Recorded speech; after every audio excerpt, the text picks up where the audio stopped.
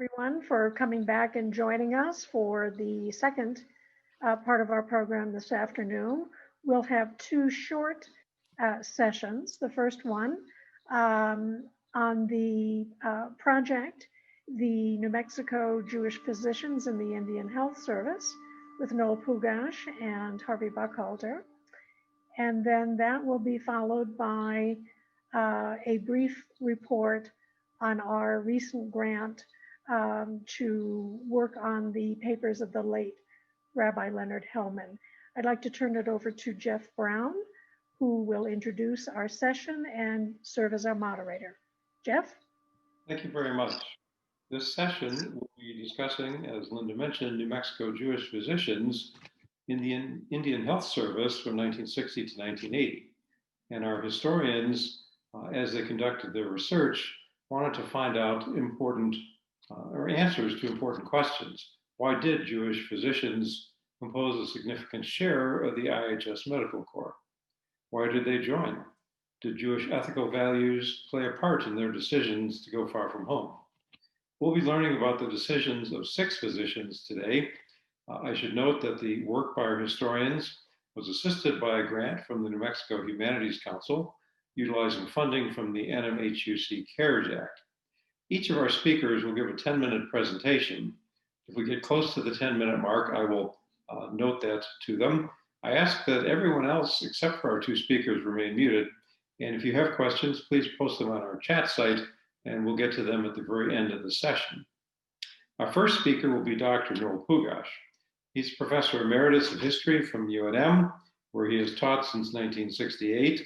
Noel was raised in New York City, did his undergraduate work at Brooklyn College, earned his MA and PhD in history from the University of Wisconsin. His academic specialty was U.S. foreign relations, specialization in United States relations with China. But he's also a very active Jewish historian. He's written studies of 9 Jewish families, most recently 4 Alsatian Jewish families who settled in Albuquerque. He's published a number of articles on New Mexico Jewish history in Legacy, the newsletter of our organization, as well as the Forward in B'nai B'rith magazine. Noel received the Harold Albert Community Service Award from the Albuquerque Jewish Community Center and Distinguished Service Award from the New Mexico Jewish Historical Society.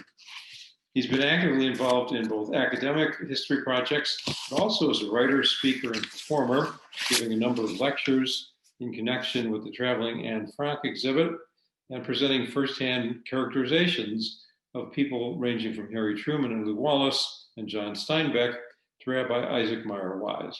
So let me introduce Noel Pugash, who will speak for 10 minutes. Thank you. Thank you very much. Oh, do you hear me? Yes. Okay, good.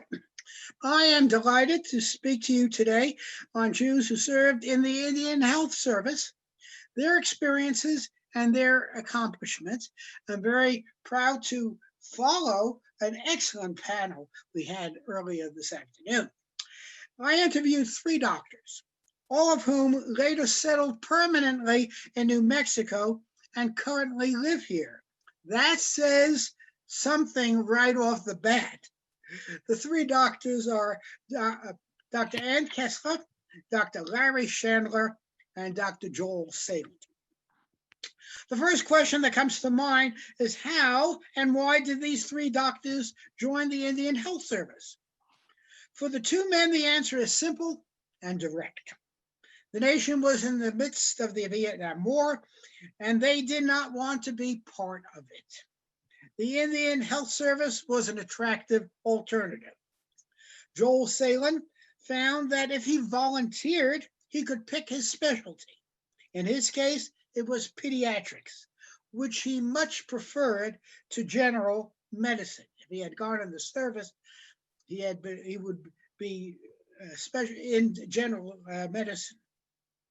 But what about Ann Kessler, who was not subject to the draft?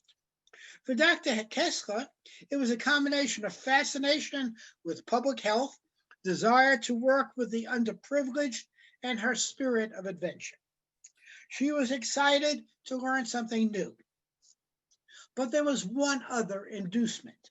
Her younger brother, David, was already in New Mexico.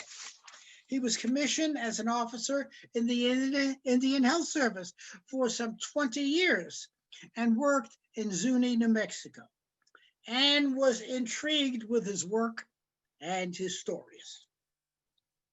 Finally, in serving the Native Americans, the three doctors were motivated by compassion and the concept of tzedakah. By the way, Dr. Chandler and Salin were raised on the East Coast, New York and Washington, D.C. Kessler had a more diverse upbringing. Her father had a PhD in human reproduction and specialized in international family planning. For a number of years, he was based in Geneva, Switzerland. And Kessler lived there, becoming fluent in French and developing an international perspective. Dr. Kessler had a strong Jewish education and influences from her mother's side of the family. From Geneva, they had opportunities to visit family in Israel, and from this she got a strong affinity for the land of Israel. As children, Dr. Chandler and Salin received the typical superficial Jewish education provided by synagogues. From the age of 10, Larry Chandler went to an Orthodox religious school in Queens, mainly because it was cheaper than the conservative school. His family had a Passover dinner, but not a Seder. But on the Navajo reservation, the doctors held a Seder, or the Chandlers came into Albuquerque for one of them. When he returned to New Mexico, his family attended Seders regularly. So off the three went to the Navajo reservation. Navajo land and New Mexico were new experiences for them. They were based in the larger towns. Joel Salin was based in Tallahatchie, Larry Chandler in Tuba City, and Ann Kessler in Gallup. Each did receive some preparation. Dr. Kessler received a lot of information and advice from her brother. Salin's colleagues and friends dropped off pictures and information about Arizona, as well as articles on snake bites. See what they're worried about. Salin was also coached on New Mexico by a colleague at Jacoby Hospital who had been at Fort Defiance, Jacoby Hospital in New York. The doctor showed him photos of the insides of Hogan's, told him about what he did as a doctor and the functions of the medicine men in Navajo culture. In addition, he got some ideas and information about the American West from his father, who had worked for the Civilian Conservation Corps, the CCC, during the 30s New Deal. But Ann Kessler conceded that it took time to gain familiarity with Native American culture and thinking, especially to penetrate the Navajo. It was much easier to identify with Pueblo culture, with the Zuni, a Pueblo people. She noted that the Pueblo people were more like Jews. Navajo men were more stolid. All three found the Navajo patients respected them and were receptive to their medical advice. At the same time, some consulted Navajo medicine men for certain problems. Some of them could not be treated by Western medicine because they were spiritual issues. And the singing of the medicine men was a spiritual activity. It was uplifting. Chandler found that Navajo spiritualism fitted into his concept of Judaism. All three got to know their native communities quite well and became integrated into them. They generally appreciated the Navajo way of life, and they each had interesting and valuable experiences. I will offer a few of them. Larry Chandler's son was born on the Indian reservation, and he arranged for a bris for him. He did not do the bris for doctors treating members of the family. That was illegal and considered unethical. But there were instances when he felt he had to treat his son. A few other doctors were Jewish, and people came from 50 to 60 miles away to attend the bris. To some people, Chandler had to explain that he was not a believer in Jesus, that he was Jewish. He encountered anti-Semitism from one of the other doctors who knew he was Jewish from his bio. Kessler noted that the Indians were generally not interested in the fact that he was Jewish. She was Jewish. but the Zuni, showing their sense of humor, called her brother a Junie. Kessler said the Zuni could be very funny, not like the Navajo. Chandler was the official doctor for the Gallup ceremonial. He had to treat the Indian cowboys who were injured when they were thrown from bucking horses, and especially bulls. Despite their injuries, Indian cowboys would not drop out of the contest once they paid their fee. Larry and his family started to attend local rodeos and enjoyed them very much. They were an important part of Navajo life. A group of doctors and their staff formed a Phil Society, which evolved into the intellectual center in Gallup. Kessler dealt with Native women more than men, but she enjoyed when fathers would come with their children. They told stories about their lives. She enjoyed learning about Navajo traditions and festivals, including the spiritual holidays. She felt their connection to the earth and to nature. However, it was challenging to have conversations about the real world about them, that there was a wall around. These doctors were struck by the real poverty of the Navajo, especially in malnutrition. They encountered a lot of infections such as bacterial meningitis. They saw a lot of diabetes in older Navajo, not the young. Dr. Salin discovered that most of the Navajo babies were jaundiced. No previous physician had described it. Excuse me. And he published a paper on it. He wanted to treat the condition, but there were no phototherapy lights to use. So he got one of the maintenance men to build the first phototherapy lights used on the reservation. He acted positively. Congratulations to him. Noel, we have about 2 more minutes. Okay. Dr. Chandler recounted a funny story. Once he treated an elderly Navajo woman who came to his office because she was feeling sick. She wanted a penicillin. He told her she didn't need it. It was a viral infection. She was disappointed.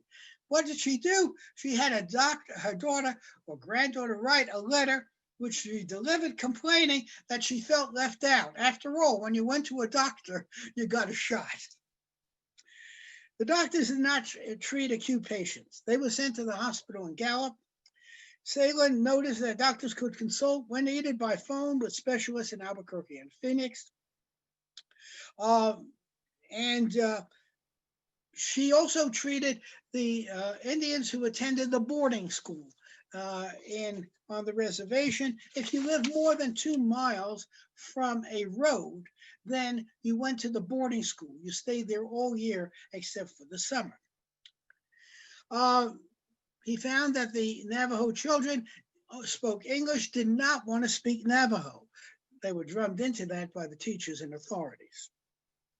All of them valued their tenure in the Indian Health Service. They spoke highly of IHS, even though it was often short on money. Clearly, they adored the Southwest, and the proof is found in that all of them stayed or wound up in New Mexico. Chandler was the only one who tried to go back east and practice medicine. His wife, Joan, was not too happy in New Mexico, so she was determined to settle in Boston. He was accepted for residency at Boston City Hospital, but he was unhappy there.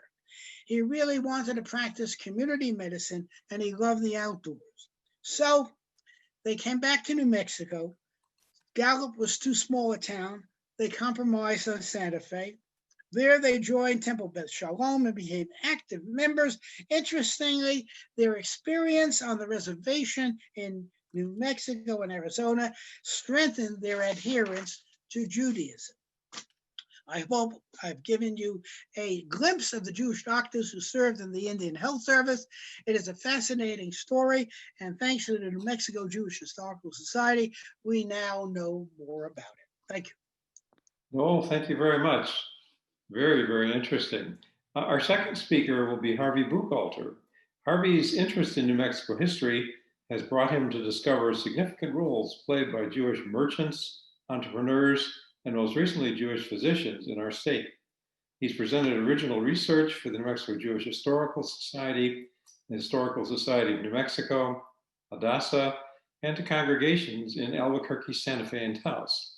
Harvey is a graduate of Brooklyn College and the University of New Mexico and works as a full-time sculptor and creator of fine Judaica pieces.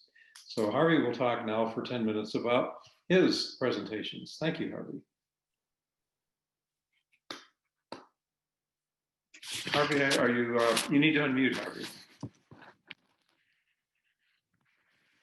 Thank you. As I began my research into the lives of Jewish doctors residing in New Mexico who served on the IHS, it appeared that their numbers were vastly disproportionate to those of other medical professionals practicing on the reservations and health facilities in our state.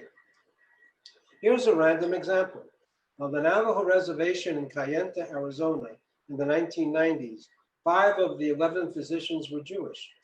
What would motivate the proverbially nice Jewish boy or girl to forego leaving the familiarity of home for the distant Southwest? And does this motivation have its roots in Judaism itself? My research over a 5-week period this year commenced with interviews with Dr. Beth Reich and continued with Drs. Yitzhak Joel Rosen and Marvin Godner, all now residing in Santa Fe. Beth's roots are in the Sunnyside neighborhood of Queens, New York.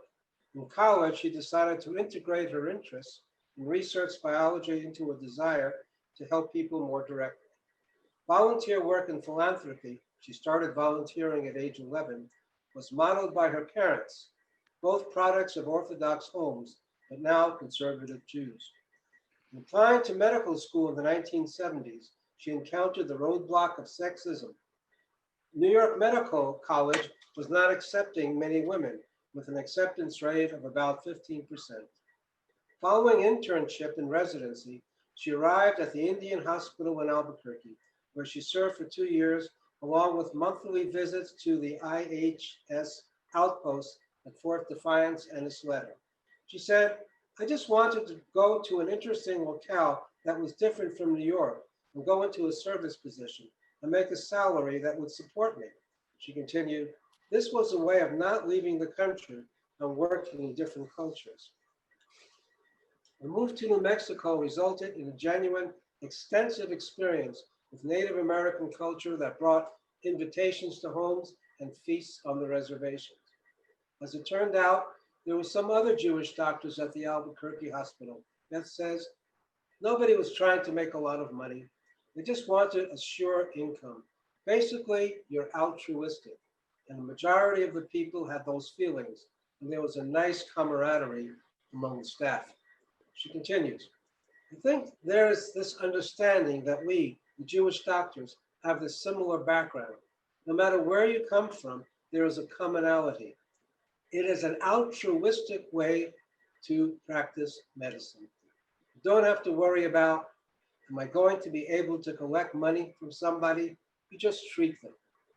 As Beth recounted her years in the IHS hospitals, she concluded her interview by speaking about her Jewish upbringing and the ethics and morals inherent in Jewish tradition, saying, "You are raised with these values and practice them, as opposed to just reading about them." My second interview brought me to Christus St. Vincent Hospital with Dr. Yitzhak Joel Rosen, hospitalist. Joel, as I will call him, grew up in Beersheba, a mid-sized desert city in Israel, and came to the Southwest as a traveler prior to his service in the IDF, and encountered his first experience with the American medical system as a caregiver for his grandfather. It was at this time that he realized that medicine was his calling. He thought of himself as not a good student and decided to take the paramedic route, only to realize further on that this paramedic thing is great, but we'll go all the way. He made his time count, graduated from UCal Berkeley in 3.5 years, went back to Israel, and applied to the brand new Ben Gurion University Medical School in his hometown Beersheba, commenting, "I was the only student who went home to medical school.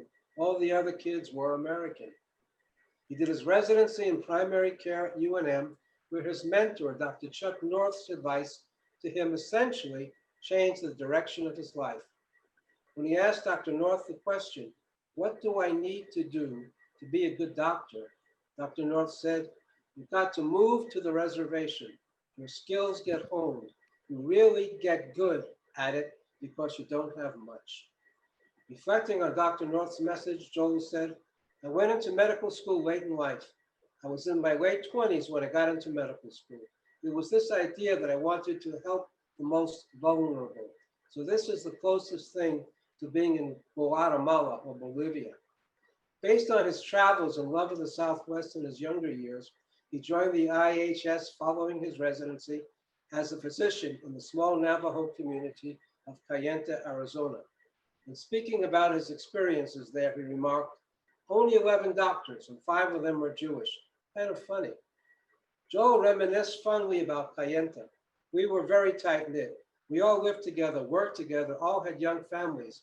We're still friends today. I mean, we left the reservation 12 years ago. Continues. Those were incredible years. My wife and I ran the health program, and we did primary care and ER. We had a small emergency room. There was a lot of trauma. We're on a major road, kind of between Phoenix and the mountains. It's one of the most remote parts of the US. During his 3 years in Kayenta, he became very close to the family of the woman who helped care for his children, whose husband was a medicine man. Joel lovingly describes his participation in the Yepichi, the healing ceremonies that are conducted usually for an individual, and he added, it's always the coldest night of the year. Joel's wife's passion was women's health. She is a midwife first and foremost, and also a nurse practitioner. Together they made the difficult decision, now with children to raise, and their health concerns foremost in mind, to stay stateside rather than follow their dream of practicing medicine abroad. Joel has been in Santa Fe ever since, after 2 years with La Familia as a family physician who began his current practice as a hospitalist at Christus St. Vincent. As was the case with Dr. Beth Reich, Dr. Marvin Gardner, the third physician interviewed, is also a product of the New York borough of Queens, specifically Astoria and Forest Hills. At the age of 10, a Reader's Digest article about an emergency room doctor spurred him to announce, I'm going to be a doctor, somewhat to the dismay of his father, who wanted him to be a businessman, quote, so that he could make a lot of money. Contrary to the so-called immigrant mentality of his parents, Marvin said, parents viewed success differently than I did. To me, success was enjoying and loving what I did and being helpful to society. Tikkun olam, in a smaller way, trying to make the world a better place. After graduating from the University of Massachusetts in the mid-1950s, he confronted the bias of anti-Semitism, consequently being rejected from almost all the medical schools he applied to. Fortunately, he was accepted to New York's Albany Medical School, where his mentor guided him towards pediatrics. Following his training and then applying for residencies, he once again faced anti-Semitism, but was ultimately accepted at Mount Sinai Hospital in Manhattan. After only 6 months of residency, he was drafted and ordered to Vietnam in 1963 to an isolated mountainous area heavily infiltrated by the Viet Cong guerrilla forces and inhabited by the Montagnards, where his mission as the sole physician was to set up several health programs. As Marvin described it, the Montagnards spoke their own language, didn't wear clothing, and had their own medical things. He continues, it was another unbelievable experience in my life. And here it is, a Jewish kid that had never been out of the country. Organization, we have about 2 more minutes. That's great. I was on track to be a research physician, and Vietnam changed me, as you would expect. The experience planted a seed in my brain so that when I finished my residency, I decided to go into pediatrics, not stay in academia. After 10 years of private practice in Long Island, he made the decision to volunteer out of the Navajo Reservation at the Sage Memorial Hospital in Ganado, New Mexico. He ultimately spent the following 3 summers there before relocating to Ganado for the next 8 years, and then moving on to the Santa Fe Indian Hospital for almost 20 years. The move to Santa Fe was prompted by the need for his youngest daughter to get a Jewish education. Speaking about his years serving on the reservation, hospital, Marvin said, "You were expected, no matter what your specialty was to deliver babies, work in the ER, and take care of multi-trauma patients." He continued saying, "I felt that as a pediatrician, I saw pretty much every side of medicine you could see, delivering babies, taking care of multi-trauma patients, speaking a foreign language, and being accepted by the Navajo people, either because of my personality or the fact that I picked up the language." Marvin's most memorable experience include working with a committed staff of non-Indian doctors. He said, "We worked as a team and we practiced this ideal form of medicine. We weren't trying to make money, but rather practice in an ideal way." Harvey, thank you very much. Excellent presentation by both Noel and Harvey. We have 3 chats so far. Gordon Bernitsky has asked, Noel, what do you know about Avram Organic, MD?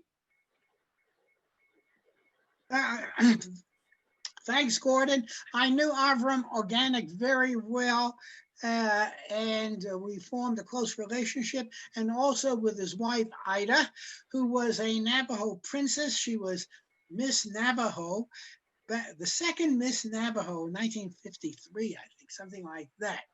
And after Avram died, I stayed in touch with Ida.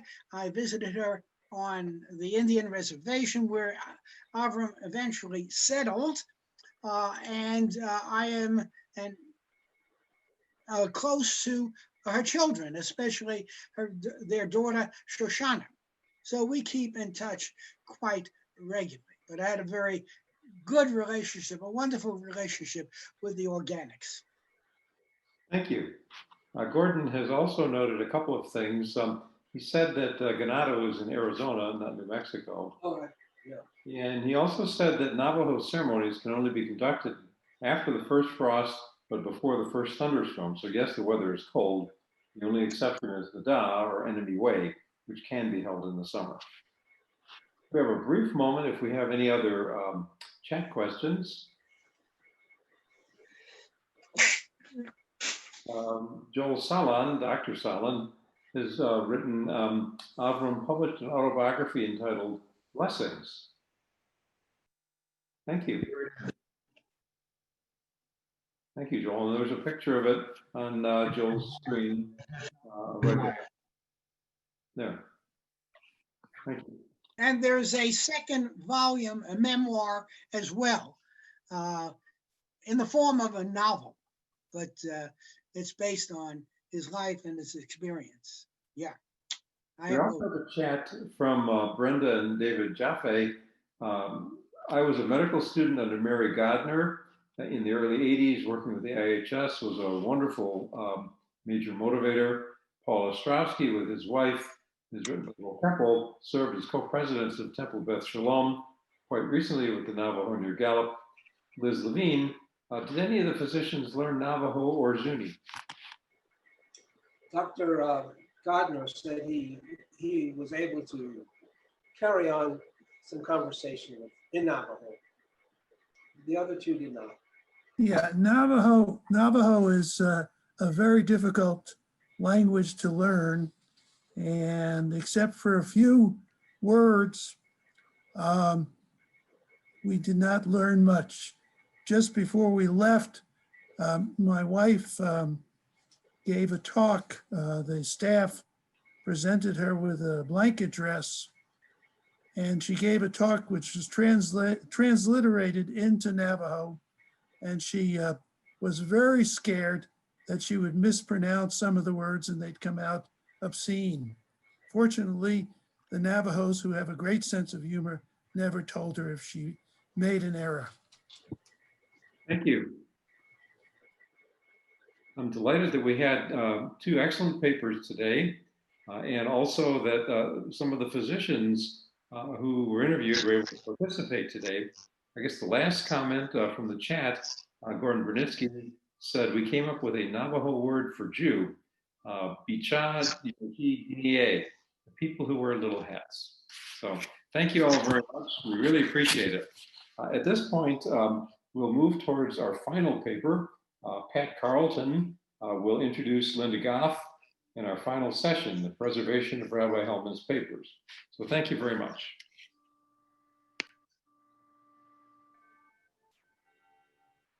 Okay, I think I'm on. You're hearing me? You're hearing me? Yes. Okay, great. Well, good afternoon, everyone, and welcome to the very last session of our first Zoom conference. And thank you for your staying power. I hope you've been as richly rewarded for it as I have these 2 days. One unforeseen advantage might be that we're actually expecting a bit of a snowstorm here in Santa Fe tonight, so no one has to worry about driving home. So that's good. Of course, a few housekeeping details. Remember to mute yourselves throughout, as you've been doing, and you can post anything on the chat room at any time, and then at the end I'll share those and answer any questions you might have. So those of you in the Santa Fe area and many others as well will certainly be familiar with the name of Leonard Helman, longtime rabbi at Congregation Temple Bet Shalom and later at Congregation Beit Tikva here in Santa Fe. Rabbi Hellman had a diverse, complex, and interesting career, not only as a congregational rabbi, but as a lawyer and a New Mexico civil servant. And he worked tirelessly within the interfaith community and lay communities of northern New Mexico. And he was also known as a bit of a bon vivant, pursuing his love of music, dance, theater, and bridge in Santa Fe. He also held the position of New Mexico legislative chaplain, serving from 1975 to 2010. Rabbi Hellman passed away in 2013. He was probably the only rabbi to have a memorial service at the Basilica of St. Francis in Santa Fe. And a few years later, in 2017, Rabbi Hellman's estate lawyers approached us, the Jewish Historical Society, inquiring if we would like to take possession of his extensive collection of papers, including sermons, lifestyle remarks, lectures, personal correspondence. So yes, we immediately gave an enthusiastic yes to that. And then now, NMJHS has been awarded a grant from the New Mexico Historical Records Advisory Board to organize and rehouse Rabbi Hellman's papers and memorabilia so that they meet the national standards of archival preservation, and eventually to add those papers to our collection in the New Mexico Archive and State Record Center here in Santa Fe. So here now to tell you more about this project, its important potential for New Mexico Jewish history, and the progress that is being made by our archival team is our own NMJHS president, Linda Goff. Linda spent many hours finalizing the application for the grant, and we owe her many thanks for pursuing and persisting. Those of you who have applied for grants know the backstory of detailed work involved. In addition to her position as an NMJHS president, Linda is also on the board of the New Mexico, the Jewish Community Council of Northern New Mexico and the Jewish Federation in New Mexico, and serves on the adult education committees at Temple Bet Shalom and Honeycomb in Santa Fe. Linda came to Santa Fe after retiring from her career as a civil servant in the U.S. Department of State. And she has also served as academic dean and faculty at several different U.S. colleges and universities. Linda got her MA here at University of New Mexico and her PhD at the Washington University in St. Louis. So without further ado, here's Linda. Thank you very much, Pat. I appreciate your kind introduction. I will talk for about 15 or 20 minutes, as Pat mentioned, about the project that we are working on, and that is the preservation of Rabbi Hellman's papers. As Pat mentioned, about 2.5 years ago, I got a call from Lance Bell, who lives here in Santa Fe, and many of you know of Lance and the Bell family. to ask if we might be interested in taking possession of Rabbi Hellman's papers.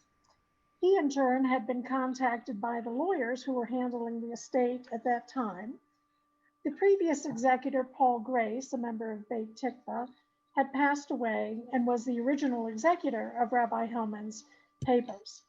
Needless to say, I immediately said, absolutely, we would be delighted to take possession of those papers and work with them. Soon thereafter, Noel and Pat and I met in the attorney's office here in Santa Fe to discuss the legal parameters of our taking possession that would allow us to do the research, writing, and handling of this voluminous amount of papers. And so we signed the legal documents to take that, take possession. As Pat mentioned, we received a small grant in August of this year from the New Mexico Historical Records Advisory Board to reorganize, rehouse, and this is part of the jargonese, in archival standards, to meet archival standards so that we would be able to eventually access or place those papers in the New Mexico Jewish Historical Society's collection at the state archives here in Santa Fe. So our team is Noel, Harvey Bucalter, Pat, Karen Payne is serving as our archival consultant, and myself. When we got the papers from the attorney's office about two and a half years ago, there were about 6 to 8 boxes of various paperwork, documents, etc. So we decided that we would try to organize these papers into specific categories and then work within those categories. So here's what we did. We divided the papers into personal correspondence, sermons, lectures and class notes from his rabbinical training days, life cycle remarks, professional certificates of appreciation and awards, life history vital records, his bon vivant lifestyle, and his support of Ethiopian Jews and their immigration to Israel. So who was Leonard Helman and what was his role in the Santa Fe and New Mexican Jewish communities and non-Jewish communities as well? Many refer to Leonard Helman as the Rabbi Different or the town rabbi in the city different, i.e. Santa Fe. While I never had the privilege of meeting Rabbi Hellman, he was considered a larger-than-life religious and public figure and highly regarded by Jews and non-Jews, and who was largely responsible for bringing together the Santa Fe interfaith and lay communities, as well as in the northern part of the state. By all accounts, as Pat mentioned, he had a varied career, both secular and non, that included serving as a congregational rabbi of 2 congregations here in Santa Fe at different times, a lawyer, an administrative judge with the New Mexico State Public Service Commission. He also, in his spare time, was a master contract bridge player, chess aficionado, soft shoe and tap dancer who could often be seen donning a straw hat and cane. His dancing jacket was colorful and one of red and white stripes. He frequently was cited at Santa Fe's ever popular piano bar, Vanessi's, after Friday night services, playing the piano, singing, and tap dancing. According to him, however, he was more fascinated by the tango, so certainly a different kind of rabbi. Who was he and what do we know about him? Leonard Alfred Helman was born to Anna and Abraham Hellman in November 1926 in Hartford, Connecticut. Both Anna and Abe emigrated from Russia.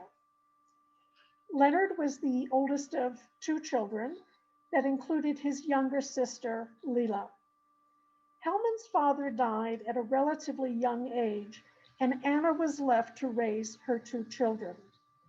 His educational and professional career included the following. He graduated from Weaver High School in Hartford, Connecticut in 1941 and was awarded the best speech at his high school graduation. From 1941 to 1946, he attended Trinity College in Hartford, Connecticut.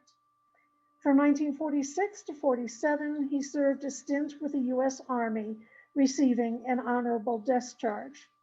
Shortly thereafter, he went back to Trinity College and received his bachelor's degree in the sciences with honors and was a member of the Phi Beta Kappa. From 1950 to 55, he studied at Hebrew Union College and again graduated with honors and was ordained in 1955. From 1955 to 1974, Rabbi Hellman served at several congregations in Connecticut, California, and West Virginia. He also obtained a law degree in 1970 from Duquesne University in Pittsburgh, Pennsylvania. From 1974 to 1991, he served as part-time rabbi at Temple Beth Shalom here in Santa Fe, and simultaneously served on the Public Service Commission as attorney and administrative judge up until 1987. He left Santa Fe for a short period of time in 1991 and served two-year stints as pulpit rabbi in Pennsylvania and Alabama. In 1995, he returns to Santa Fe, his beloved city, to establish congregation Beit Tikva. In 2010, he was named lifetime rabbi at Beit Tikva. On June 6, 2013, Rabbi Hellman passed away after a long struggle with Parkinson's. On June 13th, a funeral was held at the Cathedral Basilica of St. Francis of Assisi, and there wasn't an empty seat in the house. Other public service included serving as chaplain for the New Mexico State Legislature, and former Governor Bill Richardson declared a Rabbi Leonard Helman Day. He was awarded many certificates and honors over his long, illustrious career, but let me just share a couple of highlights with you. He was named Santa Fe City Living Treasurer and Santa Fe County Living Treasurer, a tradition here in Santa Fe, in 2004. And in 2005, we, the New Mexico Jewish Historical Society, were honored to award him with our Hearst Award, which is given to persons or organizations who've contributed to New Mexico Jewish history, culture, and community over a substantial period of time. Rabbi Hellman was also one of the founding members of the New Mexico Jewish Historical Society in 1985. What insights have we learned so far from these documents about Rabbi Hellman? And here I summarize some of the observations that Noel Pugash has shared with the team so far. One of the striking things Noel says that he learned was that Leonard had a stressful youth because of his parents' financial problems. His father, Abraham, died at the age of 48 from cardiac arrest and had been a heavy smoker. His mother was therefore left to raise two children and had to go to work. Her first job was working as a seamstress in a mattress factory in Connecticut, which didn't pay very well. Eventually, she found a position in the office of the Connecticut Compensation Commission, which paid better and was secure. The lawyers loved her, and she was delighted to be there.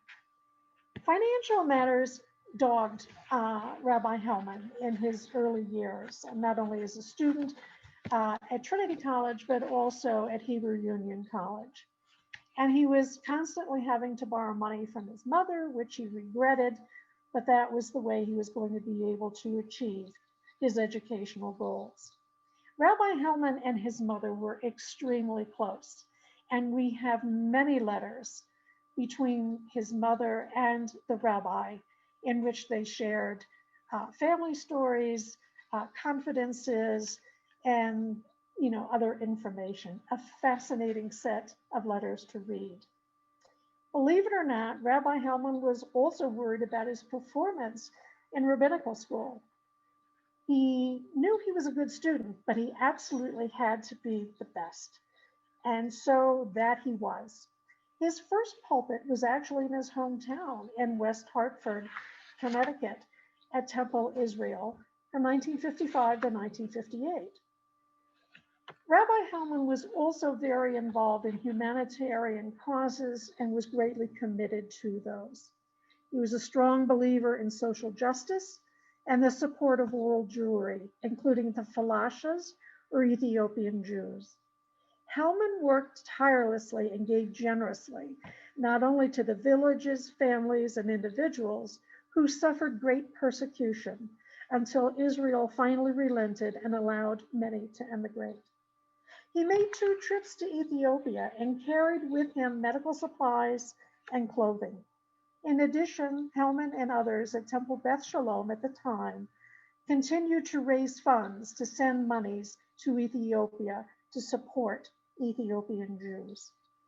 In addition, he continued personal correspondence with a number of the young men and women whom he met on his visits, encouraging them to keep their faith and patience for a better life outside of Ethiopia.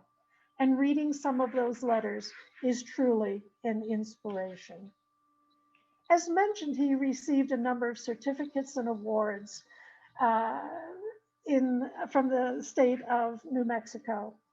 And I'd like to share just a couple of these, and also a thank you note from one of Rabbi Hellman's bar mitzvah students almost 40 years ago. I'm not going to reveal the name of that young man at the time, but many of us here in Santa Fe know him, lovingly, I might add. Dear Rabbi, to start this note off, I'd like to thank you for everything you have done for my family. Thank you also for your gift. It was very thoughtful and generous. You have been more than just a friend and a rabbi. You have been a family member to me. I grew up with you. You have done great with the temple, and I hope you continue as rabbi for a long time. I can remember my bar mitzvah that you made so special. Also, it means a lot that you conducted my father's funeral. When I grow up, all I wish for is to be like my father and be happy. What a wonderful note to a beloved rabbi. I'd like to share with you 2 certificates that were read and awarded Rabbi Hellman. The first one is from November 2002, and it's the official proclamation of the city of Santa Fe, New Mexico by then Mayor Larry Delgado. And let me share this proclamation with you. It sums up so much of Rabbi Hellman's life. Whereas the rabbi different and the city different, and whereas the current and past chaplain of the Senate of the state of New Mexico, and whereas the spiritual leader of the Jewish community of Santa Fe for 28 years, from 74 to this date, 2002. Whereas the interfaith leader of the community of Santa Fe for all these many years, and whereas leading both an ecumenical and political life, and whereas having served as the current rabbi of Congregation Beit Tikva and former rabbi of Temple Beth Shalom. Whereas being hospital chaplain and visiting families of all faiths, whereas attaining life master of Contract Bridge, making lifelong friends along the way, whereas being light on his feet, top hat and cane, whereas being retained by a series of Bouvier dogs, currently Sarah. I, therefore, Larry Delgado, Mayor of the City of Santa Fe, do hereby proclaim November 30, 2002, Rabbi Leonard Helman Day. Similarly, the House of Representatives here in the state of New Mexico, in the 48th legislative session in 2008, a certificate sponsored by then Representative Jeff Steinborn from Las Cruces, expressing the recognition of the House of Representatives to Leonard Alfred Helman. Whereas since 1975, Rabbi Leonard Helman has been a friend and spiritual guide for members of the House of Representatives during his tenure as chaplain, and the members of the House are much beholden to Rabbi Helman for his wisdom, kindness, and company during often stressful sessions. Whereas Rabbi Hellman has been a friend and teacher to the people of Santa Fe in his role as spiritual leader of Congregation Beit Tikva since its founding in 1995. Whereas Rabbi Hellman is known for his gifts of insight, humility, and while offering prayers, guidance, and solace to the members of his spiritual community and to the Santa Fe community at large. Whereas Rabbi Hellman brings inspiration and encouragement to those who attend to many important religious occasions at which he officiates, including weddings, funerals, memorials, bar and bat mitzvahs. Whereas Rabbi Hellman brings good works or his mitzvot on behalf of the people of Santa Fe were recognized in 2004 when he was designated as one of Santa Fe's living treasures. Whereas Rabbi Hellman has been known and loved in Santa Fe over those years as a spiritual guide, an attorney, teacher, tap dancer, a master joke teller, and champion bridge player. Now, therefore, be it resolved by the House of Representatives of the state of New Mexico that Leonard Helman, rabbi, lawyer, and friend, be forever welcome in the New Mexico House of Representatives, and that he be named House of Representatives Chaplain Emeritus for life. Signed, Ben Lujan. Rabbi Hellman died in 2013, and at the funeral guest book, I'd like to share with you some of the comments and writings from then, because I think they're a wonderful reflection of who Rabbi Hellman was and what he meant to so many in the Santa Fe and New Mexico communities. First, Rabbi Leonard Helman and I played bridge together in the 1980s and became firm friends thereafter. He visited us in Sydney, Australia, and a number of times, including our son's bar mitzvah, and we visited him at bridge tournaments in the USA and in his hometown in Santa Fe. He was one of the highlights of our lives. Next, my first recollections of Rabbi Hellman was his attendance at Christmas Eve masses at St. Francis Cathedral. Tall and elegantly dressed, he seemed that he might at any moment tap dance up and down the aisle. I was also blessed to have Rabbi as a professor at College of Santa Fe, having a few erasers landing on my desk in front of me, exclaiming my very long answer, such as explaining David and Jonathan's agape love as, quote, true Christian love. And when I met Rabbi a few years ago around us waiting in line to enter the celebration of the Basilica proclamation, I helped him up the stairs and ran ahead to convince the attendants at the cathedral doors to allow Rabbi to come forward to the head of the long line. With my priestly collar on, I was certain they would recognize me. And it seemed they did. As I approached them, they looked my way and excitedly walked right past me to hug and kiss Rabbi, past the throng, and seemingly carrying him into the cathedral like the Jewish Pope of Santa Fe he was. Vaya con Hashem, muy estimado y querido Rabboni, Baruch Hashem.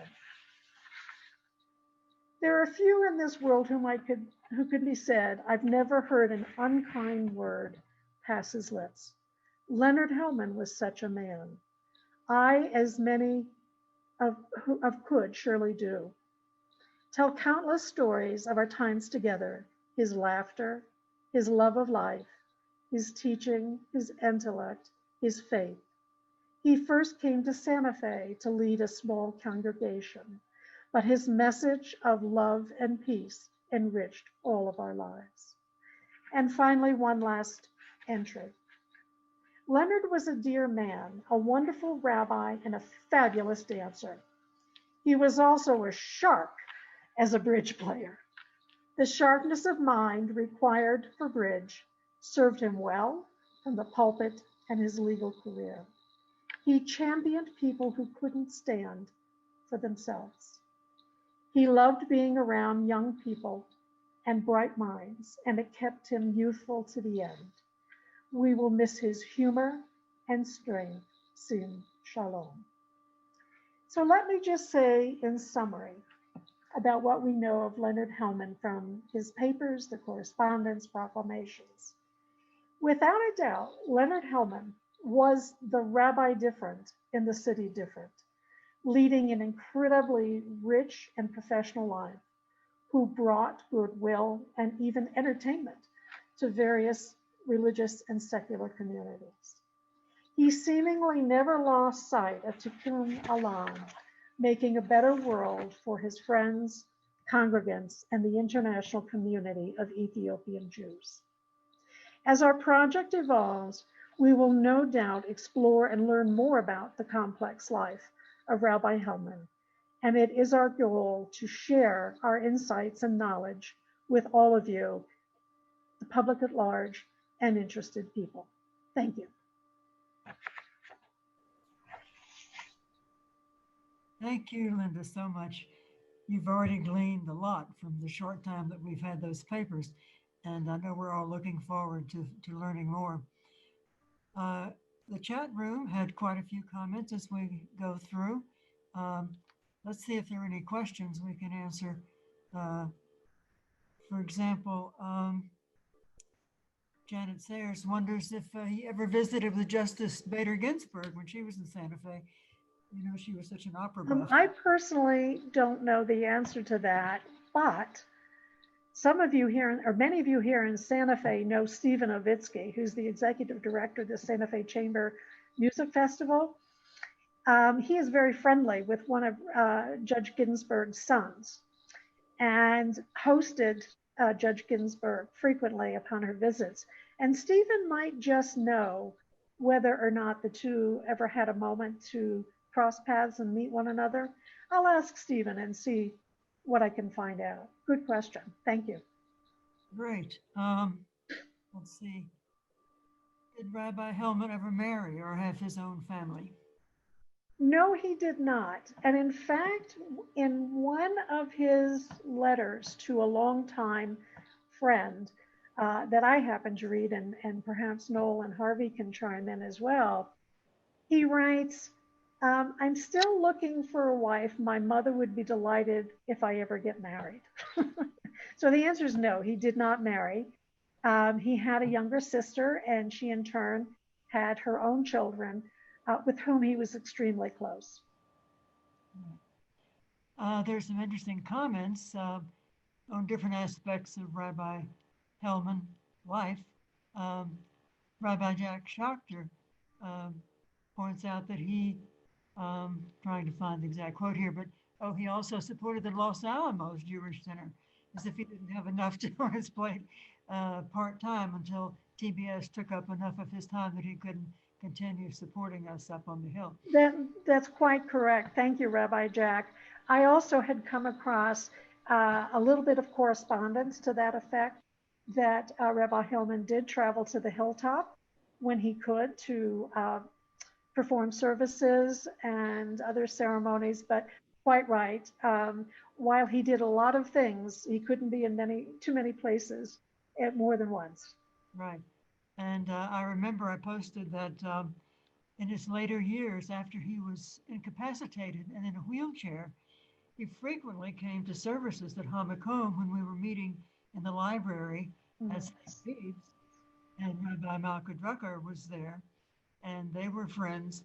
And he still continued to participate and contribute to the discussion of the parsha on Saturday mornings very often. Let's see. Lance Bell seemed to know Rabbi Hellman pretty well. He had several postings. Let's see. Oh, Lance Bell says, I was able to meet Leonard's mom and several times on her visits to Santa Fe. She was a kind, dear lady. And as you pointed out, Rabbi Hellman was so close to his mother. Mhm. Denny Bush says that Rabbi Hellman married me in the 80s. And Lance again says that he bar mitzvahed his brother John and officiated the funerals of his grandmother and parents, married Lance and his wife Julia. So he may have been the longest practicing rabbi in the history of New Mexico. That's something maybe we can find out in the research. I believe, Pat, that's correct. I have read a few things to that effect. So I think that is true. Samoa Wallach says that Rabbi Hellman had a pathway from his home that led directly to the St. Vincent's Hospital, so he could go back and forth easily to be the Jewish chaplain of St. Vincent's. So, yeah. Yes, he was very committed to performing that role at the hospital for many, many years. And we've come across a couple of photographs that show him walking to the hospital and coming out from the hospital after serving as chaplain. Mm-hmm. I'm sure that as you go through the memorabilia, a lot of photographs will come out, and that will be very interesting, as well as papers. Yeah, we have a box full of old snapshots taken from, cameras 20, 30 years ago. Unfortunately, so far, the back of those photographs don't have much information in pencil or otherwise. Clearly, there's some photos that include the rabbi along with others. It would be great if we could find some people who might be able to assist us with that part of the project, because there's a whole box full of them, and that would be great. Well, I think that we've reached the end of our time. Actually, it's when you're having fun, time flies. It's 4:30 already. So I'll turn this back over to Marcia to wrap it up. Is that correct, Marcia Torben? Or? Well, actually, it's me. Okay, well, good. You get my presence on the screen for just another minute or two. I want to thank everyone who joined us for days 1 and 2, or either one. We hope you enjoyed the sessions and the speakers. We have recorded these sessions, and we will be working on making them available in the very near future. So please stay tuned to that so that you can listen or share them with others who weren't able to join us today. I also want to give a special thanks to the Jewish Federation of New Mexico, being that we had hoped to be able to do a project that they funded for us during this year, but due to COVID, we were not able to do it. They graciously allowed us to reprogram that original project money to use for this fall conference. And it was very generous and kind of them. And so thank you so much to the Federation for that. As I mentioned earlier, we will be sending out a post-conference evaluation survey through SurveyMonkey.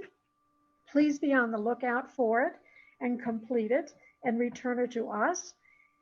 If you're not a member, we'd love to have you join the New Mexico Jewish Historical Society family.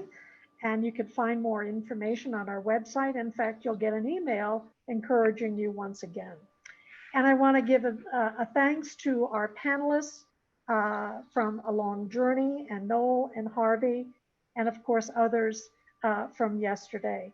And I really and truly cannot thank Marcia Torben and Riefman enough for their help and support over the last couple of months, and certainly days, making this happen. It would not have been possible without their skills, talents, and knowledge in so many different ways. So before you go, Linda Goff, I would like to just say something, being silent here, and that is I have had an opportunity to see Linda behind the scenes, not only in organizing this conference, but in the myriad of things that nobody sees that she does. And I think I speak for Marcia Riefman too. I am so fortunate, we're both so fortunate to have worked with Linda. She was the driving force behind this conference and in so many other aspects of the work that the Historical Society does. Thank you, Linda. I told Marcia I would offer her unlimited libations on my portal. And I keep my promise. But at any rate, we hope to see you soon at future programs. You've seen some of our coming attractions that we plan to schedule. We're going to be looking at dates and we'll get back to you very soon. But most importantly, we wish everybody good health and stay safe and see you hopefully in person one of these days soon. Thank you so much for joining us. Bye-bye.